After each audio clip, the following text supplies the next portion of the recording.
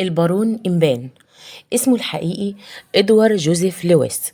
كان مهندس بارع جدا، لقبوه بالبارون اعتراف من بلده بإنجازاته، وهو لقب بيمنحه الفرنسيين للفرسان اللي بيقدموا تضحيات لبلادهم.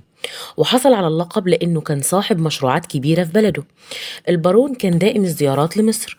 في عام 1894 شيد أول شبكة ترام في القاهرة، وبالرغم من إعاقته إلا إنه كان بيعشق السفر، ومن ضمن البلاد اللي كان دائم الذهاب ليها هي الهند.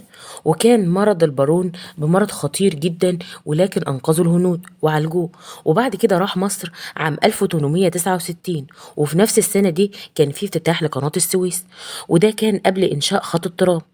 البارون عجبته مصر جدا لدرجة إنه بدأ يشتري أراضي في الصحراء، وفي عام 1905 عشان يبني عليها مدينة كان بيتخيلها دايما في خياله، وهي هليوبلس، وهي اسم مصري قديم معناه مدينة الشمس.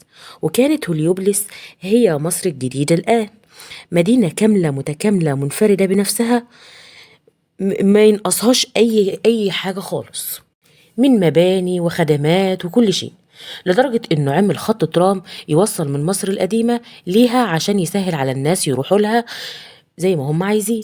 بعد كده قرر البارون إنه يختار هضبة عالية عشان يشيد عليها القصر بتاعه اللي هيسكن فيه هو وعائلته. وفعلا جمع بعض أشهر المهندسين في العالم، ومنهم المهندس الفرنسي ألكسندر مارسيل. البارون عجبه تصميم ألكسندر واشتراه منه، وبدأ في تصميمه في مصر، واستغرق بناء القصر حوالي 4 سنوات، من عام 1907 حتى عام 1911. وكان القصر فريد من نوعه، وفيه أكتر التحف غرابة في العالم، وعلى جدرانه لوحات مرعبة. واعتمد البارون في البناء على قصره على الطابع الهندي، ومن شدة حبه للهند استعان البارون بمعابد بوريسيا الهندية، ومعبد أنجكروات في كمبوديا. واعتمد البارون أيضا على اللون البني المحروق عشان يبرز جمال القصر. القصر مكون من 3 طوابق.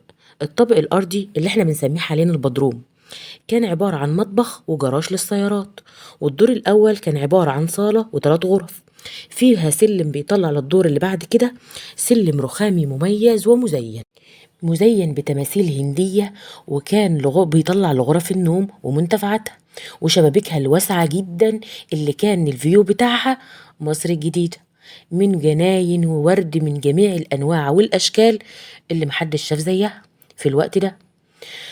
وبرج القصر بقى كان تحفة فنية معمارية مرتبط بسلم حلزوني، وبعض الأقاويل بتقول إن البرج ده كان بيدور كل ساعة حتى عشان يشوف المنظر من حوالي القصر اللي هو الفيو يعني. سكن البارون في القصر هو وعيلته، وكان دايم السفر، بيرجع مرة تانية لمصر، كل ما يسافر يرجع لها تاني، أكيد شرب من نيلها. أيضا البارون كان بنى كنيسة اسمها كنيسة البازيليك، وهي على بعد أمتار من قصره. وتوفى البارون في قريته ببلجيكا، ونقل جثمانه على مصر عشان يندفن في الكنيسة اللي شيدها حسب وصيته. بعد كده حدثت أقاويل كتيرة، وحصل كتير من الروايات إن القصر مسكون بالجن، يعني مش مسكون بني آدمين يعني. وبيقولوا كمان السكان اللي في العمارات اللي حول القصر انهم كانوا بيسمعوا اصوات في الليل خارجه من القصر، وحديث للبارون مع اخته هيلينا اللي كانت عايشه معاه في نفس القصر. وقالوا كمان ان هيلينا وقعت من شباك في القصر من الدور الثالث، يعني اخر دور في البيت في القصر يعني. وقالوا كمان ان بنته انا ماتت فيه، وقالوا كمان ان مراته ماتت في الاسانسير اللي في قلب القصر برضه. ايه العيله بقى اللي بتموت في القصر دي كلها؟ الله أعلى وأعلم. لكن الناس حوالين القصر كانت بتقول إنهم بيسمعوا أصوات وهو بيتخانق مع أخته هيلينا، وحاجات من دي كتير. وفي نفس ال وبعد كده في طائفة من عبدة الشياطين عام 1997 قالوا إن هي اللي كانت بتعمل الأصوات دي في القصر. حتى برضو قالوا إن في حريق كبير قام في القصر واتطفى لوحده. إزاي؟ ما تعرفوش. بس ده طبعا كل ده عرفنا ان كان عبدة الشيطان هم اللي كانوا بيعملوا طقوس جوه، وكانوا بيقعدوا بقى يعملوا الهيصة دي كلها، والناس كانت مفكرة ان القصر مسكون، والشرطة المصرية قبضت عليهم، والموضوع ده خلص خلاص. واحلى حاجه في الموضوع ده حصلت ايه؟ ان الدوله اعادت ترميم القصر مره تانية، وقامت بفتحه، وبقى مكان للسياح من جميع دول العالم، حتى كمان المصريين بيحبوا يروحوا يشوفوه، ويشوفوا الحاجات اللي معموله هناك دي، اللي هي التماثيل الهنديه والمنظر الجميل بتاع القصر من جوه. انا عن نفسي لما شفته بصراحه حلو قوي، بتمنى ان اروح ازوره بجد يعني.